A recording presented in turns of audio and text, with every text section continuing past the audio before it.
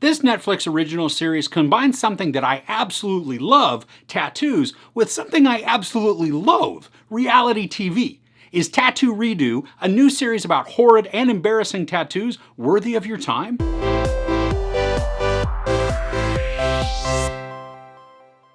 Bad tattoos walk in, great tattoos walk out. Top artists transform tattoo disasters into stunning cover-ups with designs chosen by clients' loved ones.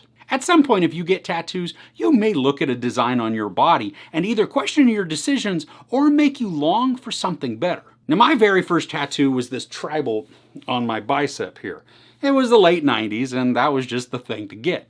Now, I don't regret it, and I still kind of like it, but now being farther along in my tattoo journey, I wish I would have chosen another placement for it so that it didn't interfere with my sleeve that I'm building. So this is a formulaic reality TV show where we have a host who cracks pretty cringy jokes with people who have some really embarrassing ink on their bodies. And while tattoo cover-ups aren't new, this series puts a small twist on them because the person with the tattoo, they don't get to choose what the replacement will be.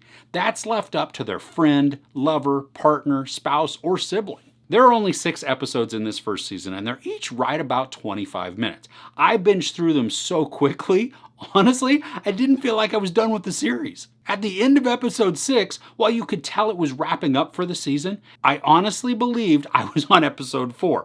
So that gives you kind of a small idea on how quick these go. Each episode focuses on 3 clients and the stories behind their bad ink. We also get to watch the interactions between the client and their companion as they banter and sometimes even threaten once it's learned that the companion is the one who is choosing the new art. And an additional twist on the show is that the person getting the ink won't know or see what the new art will be until it's completely finished. So this has the opportunity for some great drama. Now, from a tattoo perspective, the cover-up artwork is beautiful. There is a wide variety of styles that are showcased. There are Japanese style, some traditional, black and gray, and even full color tattoos, along with Native American and even psychedelic designs. Now, because the clients aren't able to see the work until it's revealed, the show keeps the final work a mystery. But for us as the audience, we know what the piece will be, and we get to see a little of the progress. I do wish, though, that we could have been shown a ton more of the designs being put onto the skin.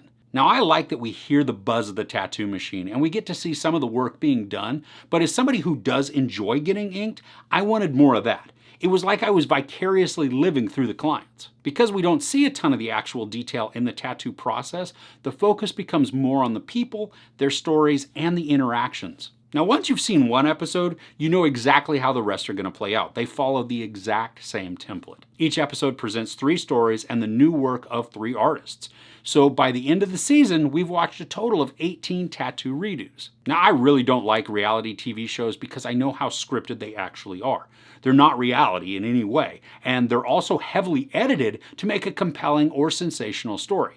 But I gotta say that I was sucked into many of these stories and the people in this. Probably my favorite out of all of the episodes and the clients came in episode 4. The duo of Carrie and Nadia are just hilarious, but also extremely touching.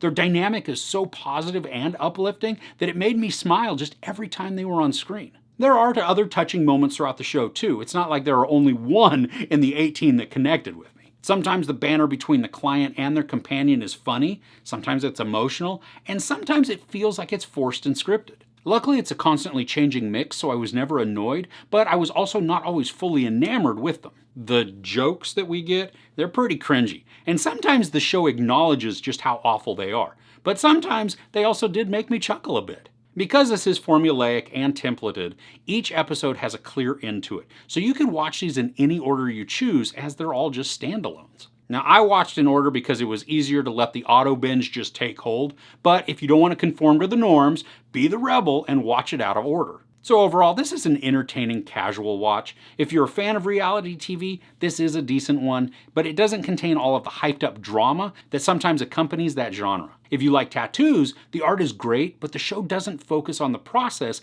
as much as you might like. I had fun watching this, and it was a really quick binge. Some of the stories really touched me, and others were just entertaining. The one thing this show really did solidify for me is that I need to get back in the chair, feel that prick of the needle, and smell the green soap as some permanent art is applied by my talented artist. There's no sex, some semi-nudity, a bunch of profanity, and no violence other than to see some horrifyingly bad tattoos on people. I give Season 1 of Tattoo Redo 3.5 out of 5 couches. What's the craziest or worst tattoo you've ever seen? Was it on you or on somebody else? Let me know in the comments below. If you enjoyed this review, please give it a like. Also, don't forget to share and subscribe. I'm Chris. This is Movies and Munchies. Thanks for couching with me.